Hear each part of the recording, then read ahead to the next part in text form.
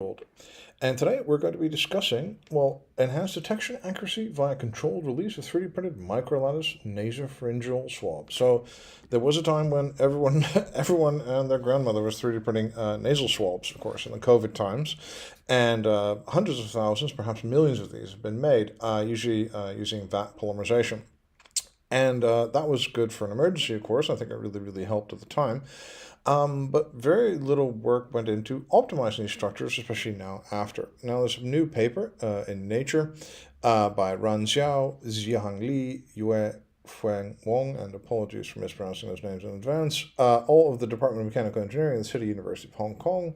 And then these people have determined a different microlattice structures and tried to use them to optimize the general functioning of these swabs. So I like this very much because we've proven that we can make the swabs. Of course, the 3D printed swabs are going to be more expensive than the conventional ones.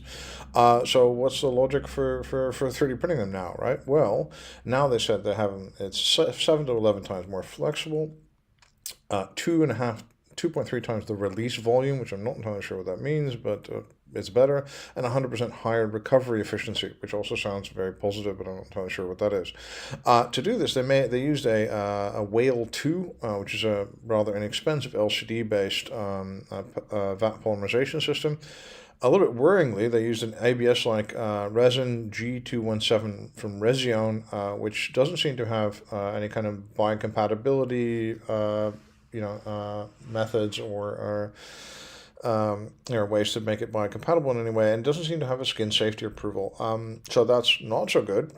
But just generally, love this idea of just saying, hey, look, we can make these things, but now let's optimize them so we can get better performance. And one could think of getting better performance for a particular test or a particular kind of thing you want to harvest from the nose. So I like this very much, and I think this is a good thing. And yeah, it's generally a really, really good day for research today, because the next thing refers to MXene or MXene.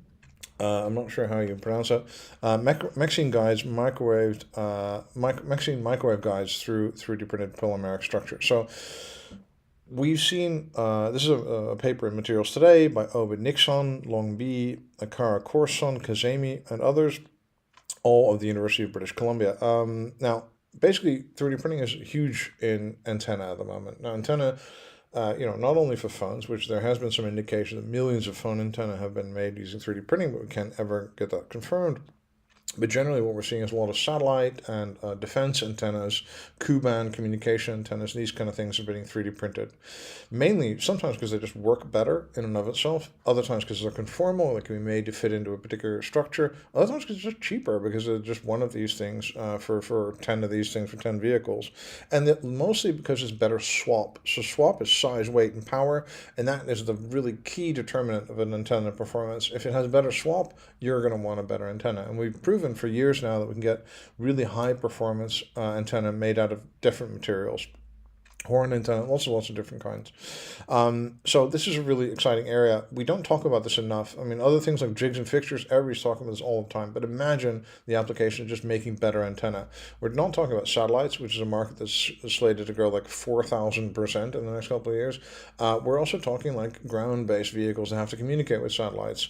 We're talking about military vehicles that need extra radar and extra communications equipment to make them more aware on the battlefield. Things like that. So the application here is huge. It's a relatively protected thing. I mean, the United States would want American companies to use it to rent this, for example, and they wouldn't mind paying a little bit more as long as you're secret about it and as long as you do this well. There's very few companies working on 3D printing antenna. Optisys, Swiss 212, Collins, Raytheon, Lockheed, these kind of guys. But very few other people are doing this, and I think it's just an extraordinary opportunity. So that's why they've made this MXene coating. Like this MXene is this really exotic material. Essentially it's like a laser or like a acid etched material that kind of resembles like a kind of croissant. And they have been making a waveguide by dipping a nylon polyamide 3D printed part in this MXene material, and then they're making like a waveguide which would be really optimized for a low Earth orbit antenna, which is all these communications antenna satellites. So these kind of carbide materials are kind of an architected material. And then that combined with the unique shape of the 3D printing makes for a very, very, very light antenna. So this is 2% less. It doesn't. Its job as an antenna 2% less than another commercially available antenna made of aluminum. Not good then, but it's 8 times lighter. So that is incredible in performance if you're looking at a satellite or any kind of vehicle or something that somebody has to carry around with them. So really think this is a huge thing. This should get a lot more attention than it's been getting, and I think it's the best news that's come out in a long time. Apart from this next article, it's crazy. Today is crazy. So this is an article in Science Direct. Intraoperative bioprinting of human adipose-derived stem cells in extracellular matrix induces hair follicle-like downgrowths and adipose tissue formation during full-thickness craniomaxillofacial skin reconstruction. So the bigger picture is this. Bioprinting is great in 20 years. Now, how do you get to that? You have to find investors and people to give you millions. This is like to print one bioprinted cure would be $1 billion kind of investment for someone, and it's very early in this stage for the technology. So how do you get there? Well, my thesis has always been if you get to 3D printing a lung, it's going to take you a really long time. I said this before, a lung is about the size of a basketball court if it's printed.